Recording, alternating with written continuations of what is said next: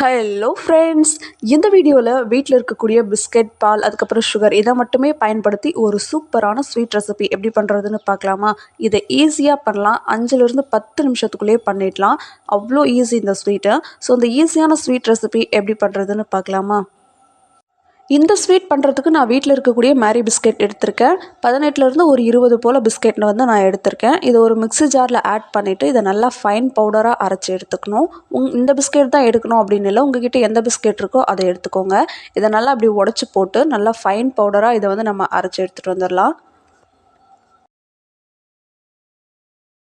பாருங்கள், இந்த மாதிரி ஃபைன் பவுடராக அரைச்சாச்சு. இப்போ இதை வந்து வேறு ஒரு பவுலுக்கு நம்ம மாற்றிக்கலாம்.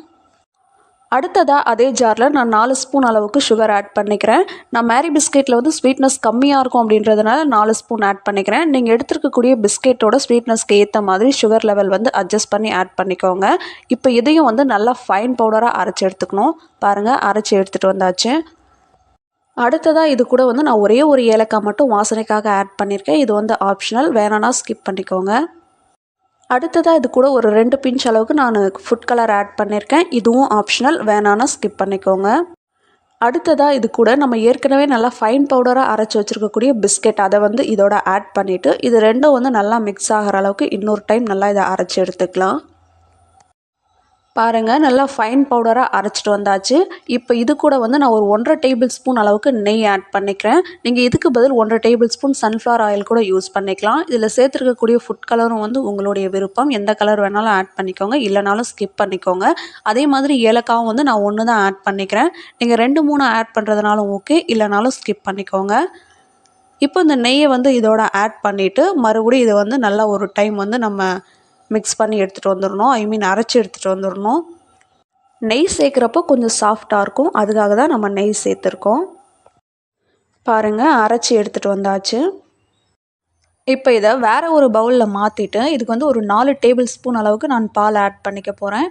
அதாவது 5 பிஸ்கெட் வந்து 1 டேபிள் ஸ்பூன் பால் அப்படிங்கிற மாதிரி நான் 20 பிஸ்கெட் எடுத்திருந்ததுனால 4 டேபிள் ஸ்பூன் அளவுக்கு நான் பால் ஆட் பண்ணிக்கிறேன் இது கூட.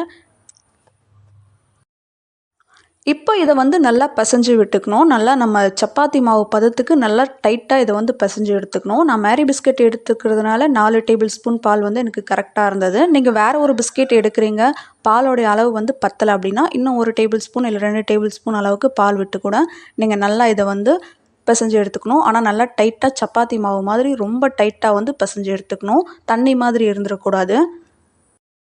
ஒருவேளை பால் அதிகமாக சேர்த்துட்டிங்க அப்படின்னா இன்னும் கொஞ்சம் பிஸ்கெட் அரைச்சி நல்லா டைட்டாக பிசைஞ்சு எடுத்துக்கோங்க. இப்போ பிசைஞ்சு நல்லா டைட்டாக பிசைஞ்சு எடுத்ததுக்கப்புறமா கையில் கொஞ்சமாக நெய் அப்படி இல்லைன்னா ஆயில் அப்ளை பண்ணிவிட்டு இது குட்டி குட்டி உருண்டைகளாக வந்து நம்ம ரெடி பண்ணி எடுத்துகிட்டு ஒரு ரவுண்ட் ஷேப்பில் வந்து இதை நம்ம ரெடி பண்ணி எடுத்துக்கலாம். இது உள்ளங்கையில் வச்சு இப்படி கொஞ்சம் நேரம் இது பண்ணிங்கன்னா அது ரவுண்டாக வந்துடும். அடுத்தது அதில் வந்து டிசைனுக்காக சும்மா இதை வந்து இப்படி ஒரு சின்னதாக ஒரு குழி மாதிரி வந்து நம்ம ரெடி பண்ணிக்கலாம். அவ்வளோதான், இப்போ இது வந்து ரெடி ஆகிடுச்சு. இதே மாதிரியே நம்ம மீதி இருக்கக்கூடிய எல்லாத்தையும் வந்து ரெடி பண்ணி எடுத்துக்கிட்டோம்.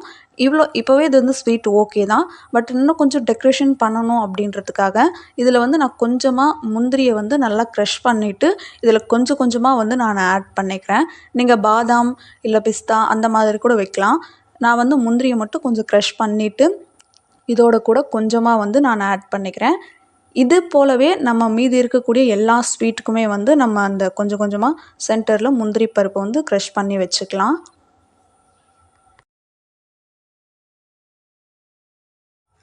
அவ்வளோதாங்க, வீட்டில் இருக்கக்கூடிய பொருட்களை மட்டும் பயன்படுத்தி ஒரு சூப்பரான ஸ்வீட் ரெசிபி செஞ்சு முடிச்சிட்டோம். இந்த மாதிரி உங்கள் குழந்தைங்களுக்கு செஞ்சு கொடுங்க, கண்டிப்பாக விரும்பி சாப்பிடுவாங்க. இந்த ஸ்வீட்டை செஞ்சு பார்த்துட்டு ஃபீட்பேக் சொல்லுங்கள். வேறு ஒரு வீடியோவில் பார்க்கலாம். பாய்.